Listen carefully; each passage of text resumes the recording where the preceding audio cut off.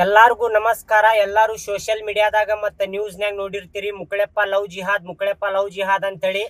ನಾ ಯಾವುದೇ ಥರದ ಲವ್ ಜಿಹಾದ್ ಮಾಡಿಲ್ಲ. ನಾವು ಇಬ್ಬರು ಇಷ್ಟಪಟ್ಟು ಮದುವೆ ಆಗಿದ್ದೈತಿ. ಮತ್ತು ನಾವು ಯಾವುದೇ ಥರದ ಮತಾಂತರ ಮಾಡ್ಕೊಂಡಿಲ್ಲ.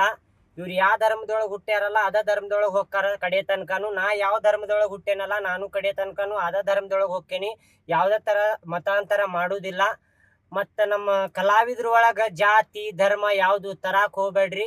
ನಾ ಕರ್ನಾಟಕ ಒಳಗೆ ಹುಟ್ಟೇನಂದ್ರೆ ನಾನು ಒಬ್ಬ ಕನ್ನಡಿಗನ, ನಾನು ಒಬ್ಬ ಹಿಂದೂನ ಹೆಮ್ಮೆ ಅಂತ ಹೇಳ್ಕೊತೀನಿ. ನಾನು ಕನ್ನಡಿಗ ಹಿಂದೂ ಅಂಥೇಳಿ. ಮತ್ತು ಯಾವುದೇ ಥರ ನಮ್ಗೆ ಕಿರಿಕಿರಿ ಮಾಡೋದು, ಯಾವುದೇ ಥರ ಇದು ವಿಡಿಯೋಸ್ ಮಾಡಿ ಹಾಕೋದು ಯಾರು ಮಾಡಕ್ಕೆ ಹೋಗ್ಬೇಡ್ರಿ. ನಮ್ಗೆ ಬದುಕಾಕ್ ಬಿಡ್ರಿ ಅಂಥೇಳಿ ಕೇಳ್ಕೊತೀನಿ.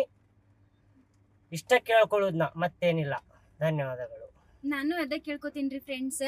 ನಾ ಹಿಂದೂ ಆಗೇ ಅದೇನ್ರಿ. ಇವ್ರಿಗೆ ಕನ್ವರ್ಟ್ ಮಾಡೋದು ಲವ್ ಜಿಹಾದ್ ಇದೆಲ್ಲ ಸುಳ್ಳು ಸುದ್ದಿ ಹಬ್ಸಾತಾರೆ. ನೀವೇನು ನಂಬಕ್ ಹೋಗ್ಬೇಡ್ರಿ. ಮೊದ್ಲಿನ ಮುಕ್ಳಪ್ಪನ್ ಹೆಂಗ್ ನೋಡಿದ್ರಿ ಈಗ ಮುಕ್ಳಪ್ಪನ್ ಹಂಗ ನೋಡ್ರಿ. ನಿಮ್ಗೆ ಕೈ ಮುಗಿದ್ ಕೇಳ್ಕೊತೀನಿ, ನಮ್ಗೆ ಬದುಕಾಕ್ ಬಿಡ್ರಿ.